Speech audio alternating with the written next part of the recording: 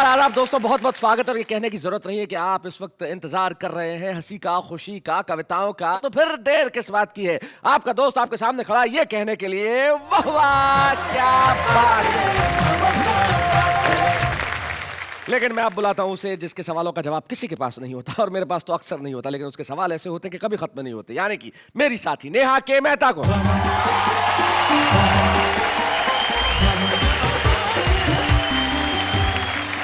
नमस्कार, आदाब, सत श्री अकाल। आप सबका दिल से स्वागत करती हूँ आपके अपने और हमारे सबके शो में, जिसका नाम है वाह वाह क्या बात है। वाह वाह क्या बात है कि सफर की ओर मैं निगाह डालता हूं तो देखता हूं कि भाई कमाल हो गया, यहाँ पे कितने लोग आए और कितने लोगों ने कितना कमाल किया और आपको कितनी हंसी बांटी। मुझे लगता है ये सफर कितना हसीन रहा है। Thank you so much. शर्माने की बात नहीं है, मैं सफर को हसीन कह रहा हूं, आपको नहीं। ऐसा कह के आप एक हसीना को सफर करवा रहे हैं, अंग्रेजी वाला। ओहो, लेकिन हम इस सफर की बात नहीं करेंगे, हम बात करते हैं उस सफर की जो वाह वाह में हमने और आपने साथ साथ निभाया और हम निभा रहे हैं। और अब तक इस सफर के दौरान कुछ लोग ऐसे आए जिन्होंने लोगों का प्यार पाया, लोगों का दिल जीत लिया। तो हमने सोचा कि उन तमाम लोगों को जनता की बेहद मांग पे वापस बुलाया जाए बेस्ट ऑफ वाह वाह के अंदर। तो उन साथियों का स्वागत करने के लिए एक बार आप मेरे साथ जरा मिलकर कहिए वाह वाह क्या बात है। Please welcome Anoop Soni. मुझे लिखना बिल्कुल नहीं आता, बिल्कुल मतलब बिल्कुल भी नहीं। हस्ताक्षर तो कर लेते। बिल्कुल बिल्कुल हाँ, उतना तो लिखना आता। मुंशी चंदालाल का तार कोल सा रूप अरे और श्यामलाल का रूप है जैसे खिलती धूप। जैसे खिलती धूप सजे बुशर्ट पैंट में ज्ञानचंद 6 बार फेल हो गए 10th में। संचालक के नाम आदिवासी सरदार का पत्र आया। हाँ। अखिल भारतीय स्तर का कवि सम्मेलन करवाओ, 150 कवि लेकर फौरन चले आओ। अच्छा। कवियों से ये सेवा हम मुफ्त नहीं लेंगे, हर कवि के घर वालों को उनके वजन जितनी स्वर्ण मुद्रा देंगे। संचालक की पत्नी ये पत्र पढ़ते ही चीख मारकर रोने लगी, आंसुओं से तकिया भिगोने लगी। संचालक बोला, प्रिय तुम्हें मेरा इतना गम है? वो बोली, गम गया भाड़ में, मैं तो इसलिए रो रही हूँ कि तुम्हारा वजन कितना कम है।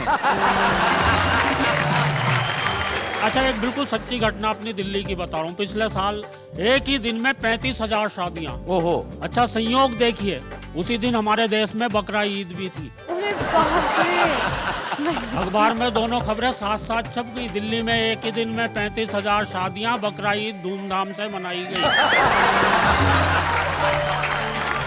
बेकारी से तंग आकर मैंने एक अंधे भिखारी के कटोरे से अठन्नी उठाई। अच्छा। और उससे पूछा, अब कैसी तबीयत है बड़े भाई? हाँ। भिखारी बोला, अभी तक तो ठीक थी, मगर अब पता चला अच्छे अच्छों का ईमान डिगने लगा है। अठन्नी वापस रख दो, मुझे फिर से दिखने लगा है। मैंने पूछा कौन? बोली, फौरन लीजिए लोन। अब पैसों के लिए मत निर्भर रहो किसी भी रिश्तों पर, लोन लीजिए आसान किश्तों पर। मैंने कहा ये सब हो जाएगा, पर लोन कितने का पास हो पाएगा? बोली, सर वैसे तो हमारा बैंक कवियों को 500 रुपए तक लोन देता है। बोलो। सर वैसे तो हमारा बैंक कवियों को 500 रुपए तक लोन देता है, पर कोई टीवी पर आ चुका हो तो 700 भी ले सकता है।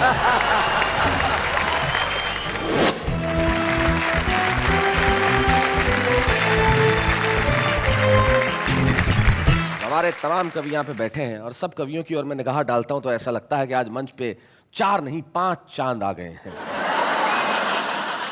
और एक अकेला आदमी इनके बीच में ऑड मैन आउट की तरह बैठा हुआ है। ऐसा लग रहा है कि बकरियों की झुंड में एक भेड़ पता नहीं कहां से आ गई।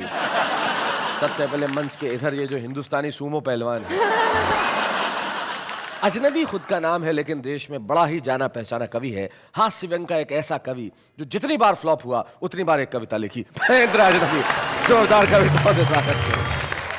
महेंद्र अजनबी के पास जो बैठे हैं, एक पंक्ति में जो व्यक्ति ये बात कहता है कि समय समय की बात है और समय समय का योग, लाखों में बिकने लगे 2 कौड़ी के लोग। ऐसा सच कहने वाले माणिक वर्मा हमारे साथ हैं। और माणिक वर्मा जी के पास जो बैठे हैं, उन्होंने चिर युवा होने का संकल्प ले रखा है। यस। हमारे बीच में है लखनऊ से सूर्य कुमार पांडे। जोरदार तालियों से हम स्वागत करते हैं। और मंच के इस कोने में जो टाई और जिस तरह से लगा रखी है, ऐसा लगता है किसी 5 स्टार होटल से महेश दुबे अभी अभी निकल के आए हैं। तो महेश दुबे हमारे साथ है, जो मुंबई से और यूं मूलतः बनारस से हैं, और इनकी बातों में भी बड़ा ही रस है जो आज यहाँ प्रस्तुत करेंगे। हम स्वागत करते हैं महेश दुबे का।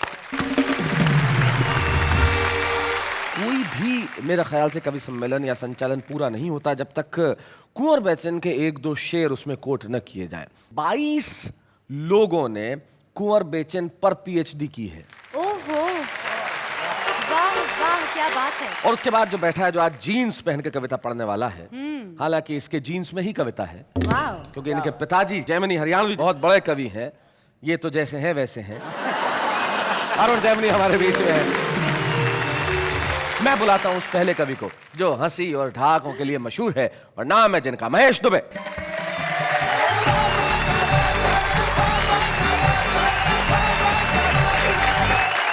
मैं एक ऐसी कविता आपको सुनाने जा रहा हूं जो कवि सम्मेलनों पर ही लिखी गई है। अच्छा। कि हिंदी के एक दुबले पतले मंच संचालक को हिंदी के प्रचार का शौक चर्राया। हाँ। फिर एक मोटे ताजे कवि को बुलाकर बोला, भैये हमें हिंदी के लिए कुछ करना चाहिए। तो बोल, हिंदी के लिए तू क्या करेगा? बोला, हिंदी के लिए तो हम मरने से भी नहीं डरेगा। अच्छा। कवि के लिए हिंदी की सेवा का अवसर निकट आ गया, और अगले ही दिन उसके पास अफ्रीका के नरभक्षी कबीले का टिकट आ गया। संचालक बोला, जा मेरे हिंदी के घोड़े, सरपट दौड़, आदिवासियों के बीच में जाके लंबी लंबी छोड़। कुछ दिनों बाद संचालक के नाम आदिवासी सरदार का पत्र आया। हाँ। लिखा था, भाया आपका कवि थोड़ा अशिष्ट था लेकिन स्वादिष्ट था। उसने हमारा बहुत मनोरंजन किया है, पेट और मन दोनों भर दिया है। आपसे अनुरोध है, अखिल भारतीय स्तर का कवि सम्मेलन करवाओ, 150 कवि लेकर फौरन चले आओ। अच्छा। आने का भाड़ा भेज रहा हूं।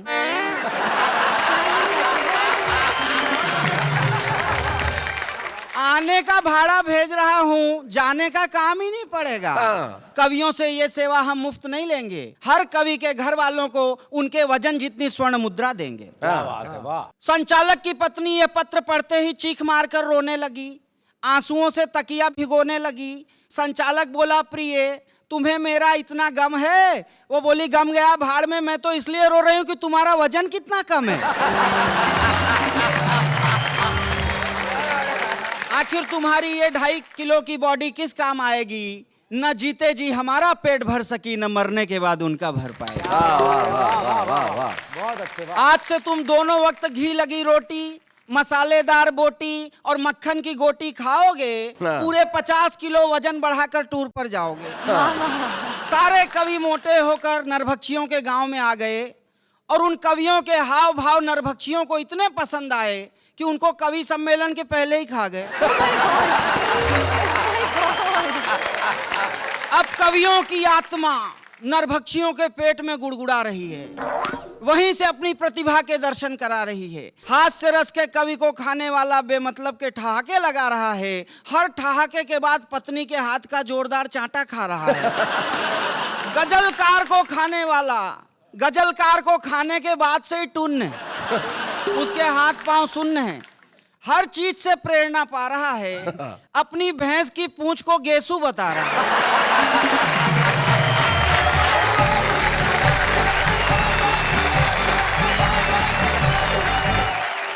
क्या बात है महेश, बहुत बहुत बढ़िया, बहुत बढ़िया। ईश्वर करे कि आप बहुत तरक्की पाएं, और सिर्फ इस देश में नहीं, आप भी अफ्रीका के जंगलों में कविता पढ़ने जाएं। लेकिन एक ऐसा कवि अगर वहां जाता तो लोगों को बड़ा पसंद आता, अपनी कविताओं की वजह से भी और अपने स्वास्थ्य और डील डॉल की वजह से भी। वो कवि हमारे बीच में है। मैं चाहता हूं कि अब वो आए और कुछ ऐसा सुनाए कि आप उनके लिए तालियां बजाएं। महेंद्र अजनबी।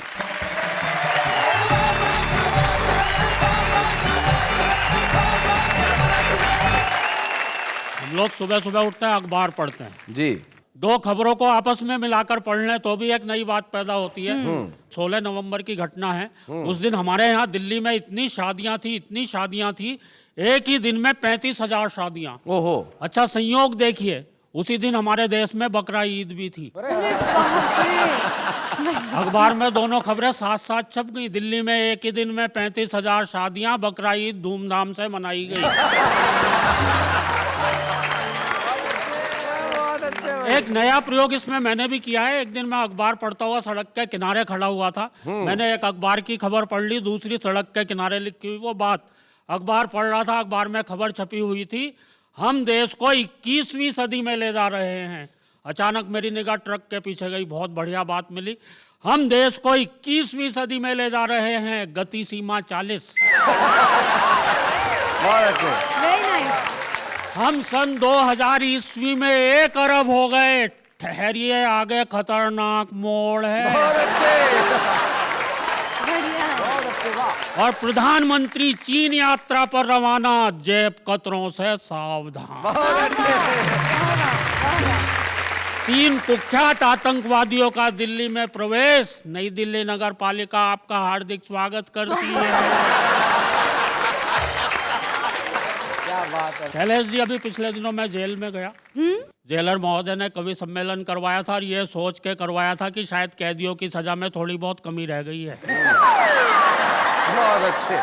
नीचे सारे कैदी बैठे हुए थे, लाइन लगाए हुए। एक कवि आए, वीर रस के थे, बड़ी जोर से चीखते हुए बोले, आदमी यूं हालातों में जकड़ा ना जाता। ओहो। आदमी यूं हालातों में जकड़ा ना जाता।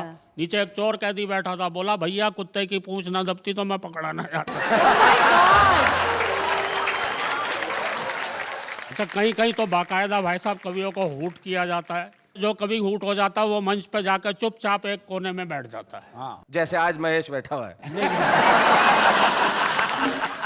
एक कवि सम्मेलन में मैं हूट हो गया, हरे भरे पेड़ से ठूंठ हो गया। अच्छा। मैं बड़ा दुखी था, पर यह सोच सोच के सुखी भी था कि मंच पर ये इतने बड़े बड़े कवि, आदरणीय माणिक वर्मा जी, आदरणीय कुंवर बेचैन जी, भाई अरुण जैमिनी जी, भाई सूर्य कुमार पांडे जी, भाई महेश दुबे जी, इतने ही तो बैठे हैं यहाँ पे।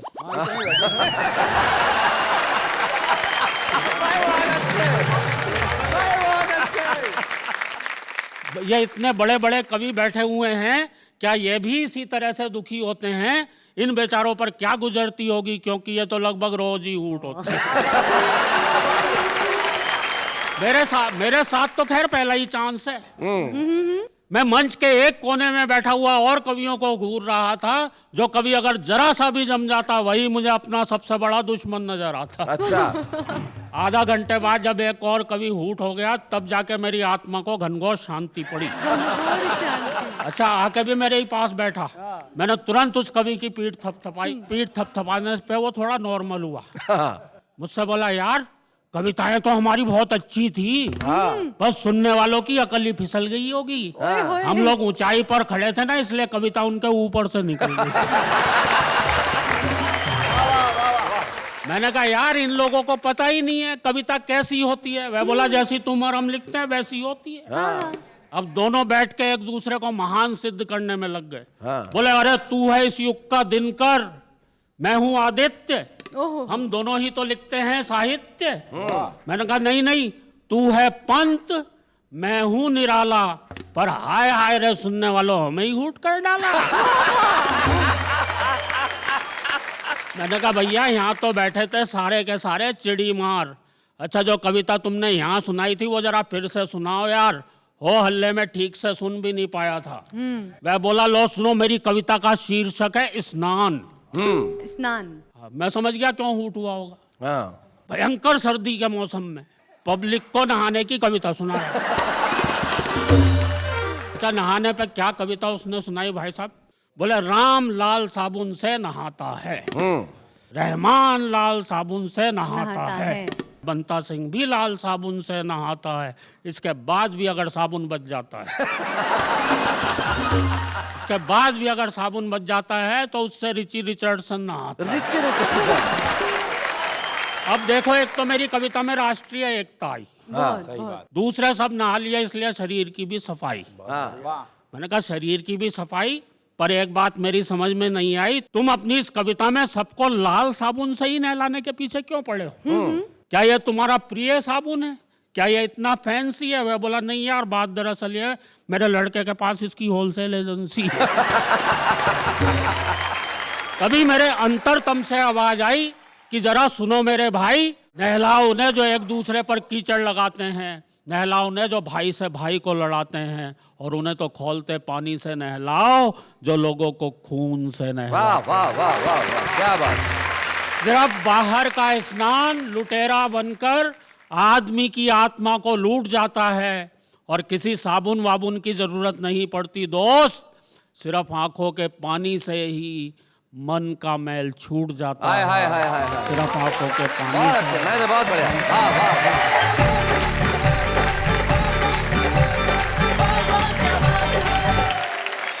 महेंद्र, आपने जो कविता जो हास्य से शुरू करके व्यंग तक पहुंचा के करुणा के मोड़ पे खत्म की है, सचमुच इस देश के हालात ऐसे ही हैं। तब मुझे एक व्यंगकार माणिक जी, वो अपनी गजल में कहते हैं कि हरा भरा ये देश तुम्हारी ऐसी तैसी, फिर भी इतने क्लेश तुम्हारी ऐसी तैसी।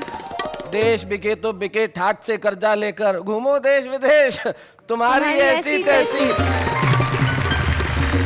महेश ध्यान से सुनो, ये लाइन तुम्हारे लिए कि बंदर तक हैरान तुम्हारी उछल कूद पर, किसके अवशेष तुम्हारी ऐसी तैसी। मैं सम्मान के साथ बुलाना चाहता हूं जिनकी पंक्तियां मैंने अभी पढ़ी, माणिक वर्मा जी, जोरदार तालियों के साथ हम स्वागत करें।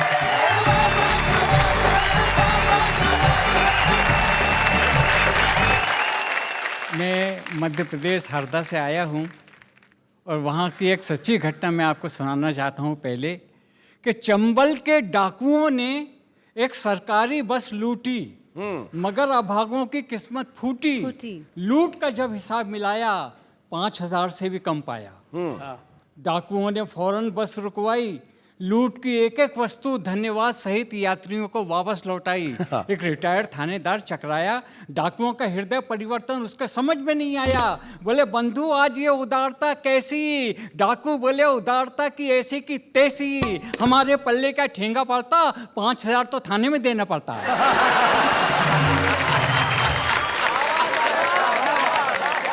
एक टुकड़ा और सुनिए। बेकारी से तंग आकर मैंने एक अंधे भिखारी के कटोरे से अठन्नी उठाई। अच्छा। और उससे पूछा अब कैसी तबीयत है बड़े भाई? भिखारी बोला अभी तक तो ठीक थी, मगर अब पता चला अच्छे अच्छों का ईमान डिगने लगा है। अठन्नी वापस रख दो, मुझे फिर से दिखने लगा है। मेरे क्षेत्र में 2 नेता हैं, एक का नाम है मोतीलाल, एक का नाम है मांगीलाल। हुआ ये कि मोतीलाल को चुनाव का टिकट मिल गया और मांगीलाल रह गए, मगर मांगीलाल ने चुनाव लड़ा और जमानत सहित बह गए। अब मंच पर मांगीलाल भी बैठा हुआ था। थोड़ी देर के लिए मेरे भाई अरुण को मांगीलाल समझ लीजिए और मुझे मोतीलाल। ओके। पहला संबोधन हारे हुए नेता का अपने मतदाताओं के नाम कि लोकतंत्र के लुच्चो, लोकतंत्र के लुच्चो, दगाबाज टुच्चो। अरे हमारी हार बीबीसी लंदन से ब्रॉडकास्ट करवाई और ये खबर आज तक किसी अखबार में नहीं आई। देश को आजादी किसने दिलवाई? मांगीलाल और मैंने। गुलाम गुलाम से मतदाता बने तो बुद्धि चकराई। हमारे चेहरे पे सूखा और तुम्हारे चेहरे पे मलाई। पशु मेले के पोस्टरों,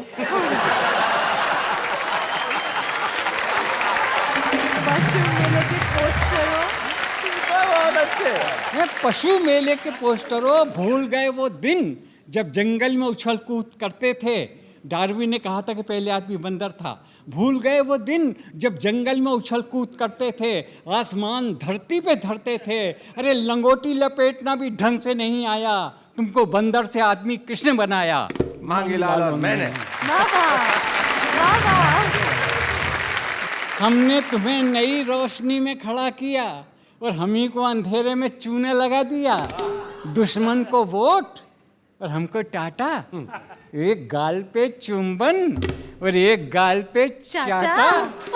बहुत अच्छे अब खा लो रबड़ी के लच्छे, ये मुंह रसगुल्ले, केसरिया दूध के कुल्ले। भगवान कसम तुमको ये दिन किसने दिखाए? मांग ला लो। मैंने। कायर ताके कुकुर मुत्तो, तुमसे तो बेहतरीन तुम्हारा बाप था। पिछला चुनाव उसी ने हमको जिताया। अरे पेटी लेके ऐसा भागा कि आज तक नहीं आया। हमने एड़ी चोटी का जोर लगाया और उसको शिखंडी पुरस्कार किसने दिलवाया? मांगी लाल और मैंने। अब इस बात को देखिए आप, गीदड़ के आखिरी अवतारों, ये राजनीति तुम्हारे समझ में क्यों नहीं आती है? सत्ता किसी की हो, जनता हमेशा सताई जाती है। क्या बात है।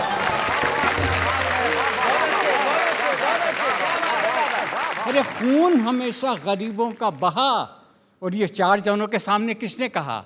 मांगी लालो मैंने। झांसी की रानी कौन था? पूरा पंडाल मौन था। एक मतदाता बोला झांसी की रानी था नहीं थी। नेता फौरन घूम कर बोले ये बुद्धि तुमको किसने दी? कभी खोला है वो इतिहास का सुनहरा पन्ना, जब भगत सिंह ने असेंबली में बम फोड़ा, सारे देश को जगाया। हमारे शरीर में भी ऐसा करंट आया कि देश पर मिटने के लिए 1 दर्जन बच्चे किसने पैदा किए? मांगी लाल और मैंने। दुनिया के सारे देश हमसे ज्यादा तरक्की कर रहे थे, उनके नाज नखरे हमको अखर रहे थे। अरे हमने भी ऐसा दाव मारा कि सब पे भारी हो गए। सालों से इतना कर्जा लिया कि वो खुद भिखारी हो गए।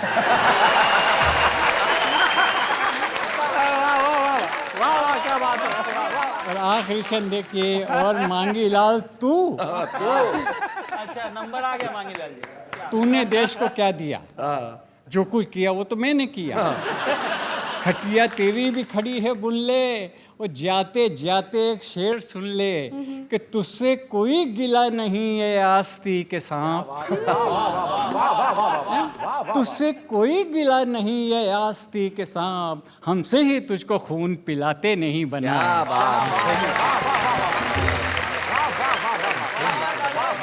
और मैं एक गज़ल सुनाना चाहता हूँ, बहुत छोटी है, लेकिन हज़ल का मज़ा लीजिए। इसमें मैंने एक बात की है कि तीनों काल को, भूत भविष्य वर्तमान, हाल माजी और मुस्तकबिल, तीनों को मैंने एक जगह इकट्ठा किया है। क्या बात कि मुझे आपसे मोहब्बत कभी थी, न है, न होगी।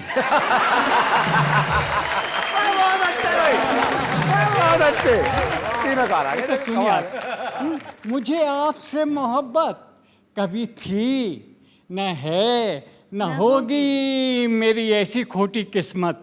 कभी थी, न है, न होगी। मैं उधार लूं किसी से और फिर उसे चुकाऊं, ऐसी खराब आदत कभी थी, न है, न होगी। मैं बना हूं जब से लीडर, हुई इस कदर फजीहत, मेरे घर में मेरी इज्जत कभी थी, न है, न होगी। ये कहासे के थे। अब मेरी रंग के व्यंग के शेर सुनिए आप जी। तू जो होता जानवर तो तुझे सब खरीद लेते। तू जो होता जानवर तो तुझे सब खरीद लेते, यहाँ आदमी की कीमत कभी थी, न है, न होगी। वाह वाह वाह वाह। क्या फिर देखिए कि मैं गरीब आदमी हूँ, मैं गरीब आदमी हूँ, मुझे न्याय कब मिला है, मेरे वास्ते अदालत कभी थी, न है, न होगी। और शेर देखिए कि आटा ये बम फूट रहे हैं, ब्लास्ट हो रहे हैं, लेकिन दोस्तों मेरे देश पर मुझे गर्व है। और बात देखिए कि मेरे गुलसिता के होठों, मेरे गुलसिता के होठों से छीन ले हंसी, जो किसी बम में इतनी ताकत कभी थी, न है, न होगी। तो आखिरी शर्त देखिए, कभी और भी हैं लेकिन सबसे माजरत के छात, कभी और भी हैं लेकिन यहाँ आप जैसी मानिक किसी दूसरे की शोहरत कभी थी, न है, न होगी।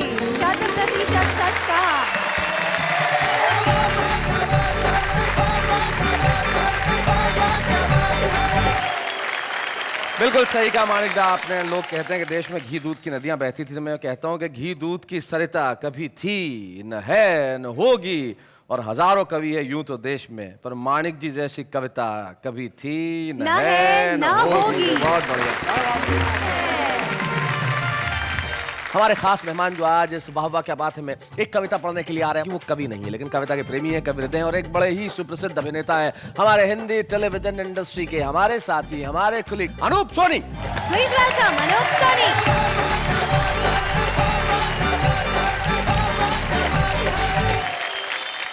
मुझे लिखना बिल्कुल नहीं आता है, बिल्कुल मतलब बिल्कुल भी नहीं। हस्ताक्षर तो कर लेते हो? बिल्कुल बिल्कुल हाँ, उतना तो लिखना आता है। मैं कविता लिखने की बात कर रहा हूं। लेकिन बचपन से बहुत शौक रहा कविता सुनने का, और आज जब मुझे बताया गया कि आप यहाँ आइए तो मुझे बहुत खुशी हुई, और मैंने सोचा कि कविता अगर पढ़नी है तो एक कविता जो मैंने चूज की सबके साथ मिलकर वो थी काका हाथरसी जी की कविता। तो उनका कुछ, उनके लिए तालियां। ये कविता कभी पुरानी नहीं हो सकती, क्या बात? क्योंकि नाम कुछ और दर्शन कुछ और, ये तो जग जाहिर सी बात है। जैसे मतलब किसी का नाम अगर सैफ है तो ये कोई गारंटी नहीं है कि हर लड़की उसके साथ सैफ होगी। बिल्कुल। आप ये देखिए कि मेरा नाम अनूप है, अनूप का मतलब होता है डिफरेंट, अलग, लेकिन मैं बिल्कुल अलग नहीं हूँ, एकदम आम आदमी जैसा हूँ, है ना। और हमारे जैसे ये जैमिनी साहब बैठे हैं, अरुण जैमिनी जी। अब जैमिनी नाम से हमेशा जो है एक सर्कस, जैमिनी सर्कस का याद आता है ना, लेकिन सर्कस का इनका सर्कस से कोई लेना देना नहीं है। गलत है, ये तो सबसे बड़ा सर्कस है। उधर देखो, नाम सूरज ऊपर चांद। क्या बात है। हाँ, तो बस ऐसी ही ये काका की जो कविता है जो मैं पढ़ने जा रहा हूँ। नाम रूप के भेद पर कभी किया है गौर? नाम मिला कुछ और तो शक्ल अकल कुछ और। हाँ। शक्ल अकल कुछ और, नैन सुख देखे काने। हाँ। बाबू सुंदर लाल बनाए ऐचक ताने। हाँ। कह काका कवि दया राम जी मारे मच्छर। हाँ। और विद्याधर को भैंस बराबर काला अक्षर। हाँ। बस। मुंशी चंदा लाल का तार कोल सा रूप। अरे। और श्याम लाल का रूप है जैसे खिलती धूप। जैसे खिलती धूप सजे बुशर्ट पैंट में, ज्ञानचंद 6 बार फेल हो गए 10th में। सूर्य प्रताप जी देखें हमने बिल्कुल ठंडे। हाँ। और पंडित शांति स्वरूप चलाते देखे डंडे। हाँ। पूछ ना आई इंच भी कहलाते हनुमान। हाँ। मिले ना अर्जुन लाल के घर में तीर कमान। हाँ। घर में तीर कमान बदी करते हैं नेका, और तीरथ राज ने कभी इलाहाबाद ना देखा। हाँ। सत्यपाल काका की रकम डकार चुके हैं। सत्यपाल काका की रकम डकार चुके हैं, और विजय सिंह 10 बार इलेक्शन में हार चुके हैं। नाम धाम से काम का क्या है सामंजस्य, किसी पार्टी के नहीं है झंडाराम सदस्य। झंडाराम सदस्य भाग्य की मिटे न रेखा, और स्वर्ण सिंह के हाथ कड़ा लोहे का देखा। कह काका कवि खरे लाल जी निकले खोटे, इस कलयुग में नाम बड़े और दर्शन छोटे। न तो कभी कवि पुराना होता है, न कविता पुरानी होती है। आज इस मंच पे हमें काका हाथरसी की कविता का आशीर्वाद आपके स्वर में मिला, इससे बेहतर क्या हो सकता है। आप निश्चित तौर पे अनूप हैं, क्योंकि आप अभिनेता होते हुए भी यहाँ पे कविता पढ़ रहे हैं। ये काम आसान काम नहीं है। अनूप, यहाँ आने के लिए बहुत बहुत बहुत बहुत धन्यवाद, बहुत बहुत शुक्रिया। Thank you so very much.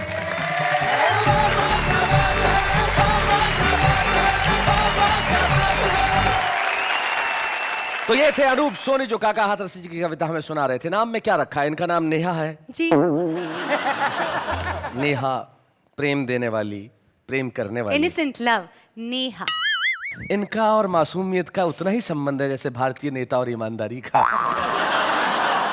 Shailesh ji, आप मुझे ये बताएं कि पुरुषों को बेस्ट वाइफ कौन लगती है? अरे, पुरुषों को तो वाइफ बेस्ट लगती है, अगर हाँ। खुद की ना हो।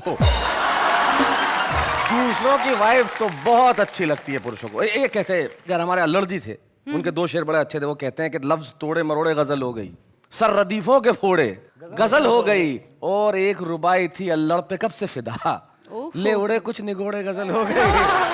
तो जब रुबाई निगोड़ों के पास होती है तो बहुत अच्छी लगती है।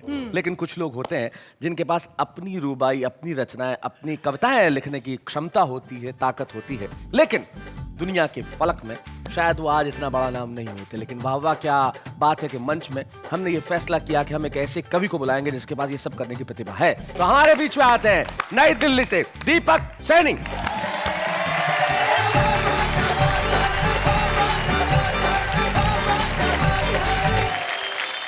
ईश्वर ने सबसे बढ़िया चीज बनाई मनुष्य, मनुष्यों में सबसे बढ़िया चीज बनाई कवि, कवियों में सबसे बढ़िया चीज बनाई अच्छे अच्छे कवि, और अच्छे कवियों में सबसे बढ़िया चीज बनाई हैंडसम कवि। एक हैंडसम कवि आप सभी को प्रणाम करता है। हालांकि बहुत सारे हैंड पंप भी यहाँ पर रखे हुए हैं, और मैं तो शैलेश जी बड़ी कम उम्र का कवि हूं, आपको पता ही है जी। उम्र का जिक्र इसलिए कर रहा हूँ क्योंकि उम्र बता देनी चाहिए। नेहा जी ने भी मुझे बता दी 45 साल। तो मुझे बताने में क्या शर्म। दरअसल इतने बड़े बड़े कवि और आज इस मंच पर मौजूद हैं, इन लोगों ने साहित्य में अपनी गहरी छाप छोड़ी है, वरना मुझ जैसे नए लोग तो खाली भाप छोड़ के जा रहे हैं। और मैं सबसे कम उम्र का कवि हूं, मेरा कविताओं में सिर्फ इतना योगदान है जितना हमारी संस्कृति में सनी लियोन का। क्या बात है। और आज के दौर में आप किसी को बता दो कि मैं कवि हूं तो सामने वाले का रिएक्शन क्या होता है। मैंने एक बड़ी चिंता व्यक्त की अपने हास्य कविता में, आपके बीच में सुनाता हूं, सुनिएगा। कल मेरा टेलीफोन बजा, मैंने जैसे ही रिसीवर उठाया उसमें से एक बाला का मधुर स्वर आया। उसने पूछा दीपक सैनी बोल रहे हैं? मैंने पूछा कौन? बोली फौरन लीजिए लोन। मैंने पूछा कौन? बोली फौरन लीजिए लोन। अब पैसों के लिए मत निर्भर रहो किसी भी रिश्तों पर, लोन लीजिए आसान किश्तों पर। मैंने कहा इसके लिए मुझे क्या करना होगा? बोली बस एक फॉर्म भरना होगा, घर के कागज रखवा देना या किसी पढ़े लिखे कवि का अंगूठा लगवा देना। मैंने कहा यह सब हो जाएगा पर लोन कितने का पास हो पाएगा? बोली सर वैसे तो हमारा बैंक कवियों को 500 रुपए तक लोन देता है। बोलो। सर वैसे तो हमारा बैंक कवियों को 500 रुपए तक लोन देता है, पर कोई टीवी पर आ चुका हो तो 700 भी ले सकता है।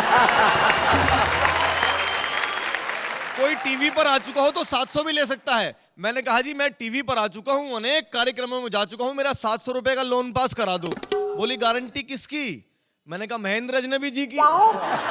बोली सर इनकी तो खुद ही राह भटकी पड़ी है, 300 रुपए लिए थे, 50-50 की 3 किस्त अटकी पड़ी। मैंने पूछा अरुण जी की चलेगी? बोली सर हमारा बैंक इतना रिस्क नहीं ले सकता, अरुण जी ने महेंद्र जी की दी हुई है। अरुण जी ने महेंद्र जी की दी हुई है, एक आदमी 2 की गारंटी नहीं दे सकता। मैंने पूछा लोन नहीं देना था तो फोन क्यों करती है? बोली सारे कवि डिफाल्टर हों तो इसमें मेरी क्या गलती है? बस कवियों को डिफाल्टर सुनते ही रिसीवर मेरे हाथ से छूट गया। मैं नींद से जागा, सपना टूट गया, बिस्तर पे आंखें मलता हुआ सोचने लगा कि लोगों की दृष्टि कवि और कविता से हटने लगी है, बेहुदे और गंदे कार्यक्रमों पर ज्यादा डटने लगी है। क्या बात है, क्या वाह, बात है। वाह, वाह, वाह। वाह वाह। लेकिन ये स्वप्न था। हकीकत यह है दोस्तों कि जब भी कोई फूहड़ कार्यक्रम हमारी संस्कृति पर अपने बाण चलाएगा, उस हर दौर में वाह वाह क्या बात है जैसा कार्यक्रम संजीवनी मन कराएगा। क्या बात है, वाह, वाह। वाह वाह। वाह वाह। भाई दीपक सैनी बहुत बढ़िया, बहुत बढ़िया। आपने बहुत अच्छी कविता सुनाई और स्वयं पे व्यंग करना जैसा कि सबसे मुश्किल काम होता है, लेकिन दीपक ने किया। स्वयं पे ये व्यंग करना कि मैं हैंडसम हूँ, ये दीपक हमारी प्रतिभा को दर्शाता है और हम चाहते हैं कि आसमान की बुलंदियां छुए। ये आज दीपक है, कल सूरज बने। जोरदार तालियों से हम स्वागत करें दीपक सैनी।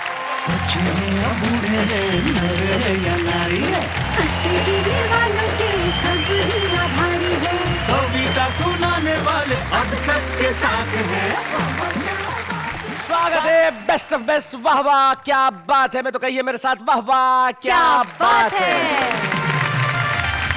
यार तुम मुझसे सवाल पूछती रहती हो, एक सवाल मैं तुमसे करना चाहता हूँ। पूछिए पूछिए। तुम्हें सबसे बढ़िया कविता किसकी लगती है? बेस्ट। उनकी। मतलब माणिक वर्मा जी की?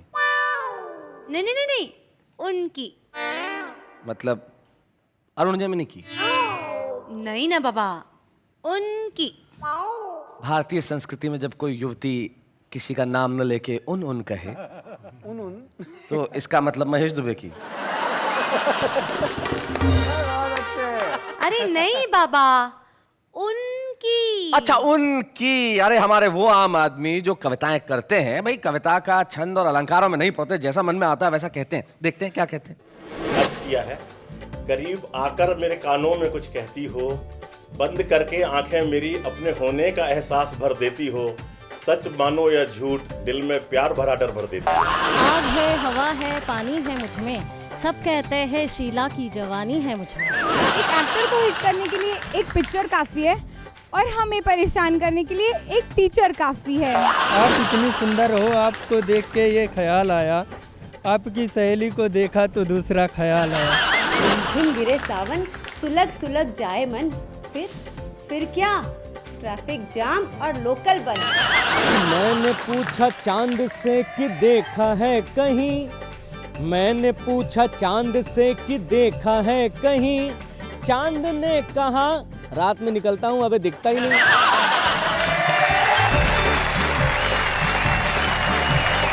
टीना, उनकी कविताएं अच्छी। जी जी, निश्चित तौर पे ये भले आज आम आदमी हो, लेकिन आम से खास की दूरी तय करने में वक्त तो लगता है। लेकिन कुछ लोग होते हैं जो वक्त से परे होते हैं, और एक ऐसे ही कवि हमारे बीच में है जिनकी कविताएं आपको और मुझको हंसने पर मजबूर करती हैं। एक ऐसे कवि जिनकी कविताएं आपके दिलों में देश की पीड़ाओं के प्रति आवाज़ उठाने की प्रेरणा देती है। हमारी पीढ़ी को ये गर्व है कि इस पीढ़ी में माणिक वर्मा मौजूद हैं, और माणिक वर्मा जी को आज वाह वाह क्या बात है कि इस मंच पर सम्मानित करते हुए मैं स्वयं गौरवान्वित हूँ। हम स्वागत करें माणिक वर्मा जी का।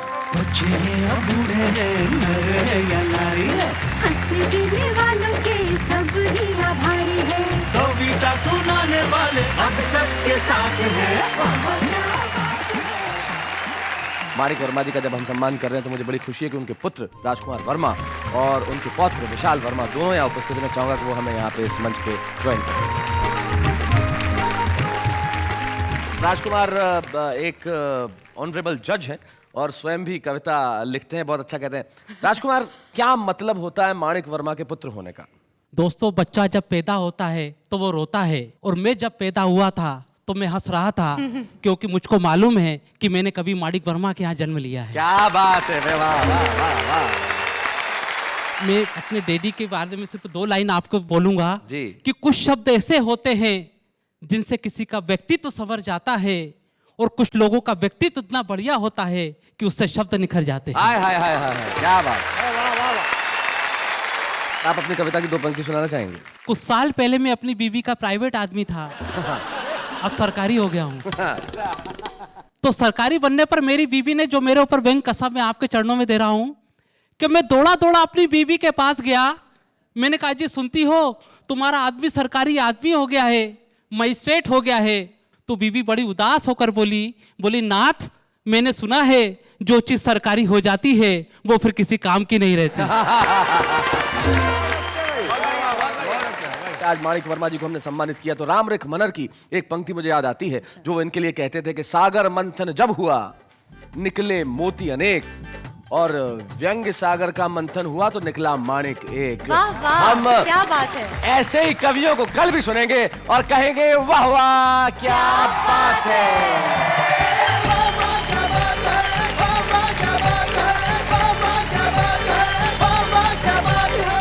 ऐसे और भी मजेदार वीडियो के लिए हमारे चैनल को लाइक, शेयर और सब्सक्राइब करें।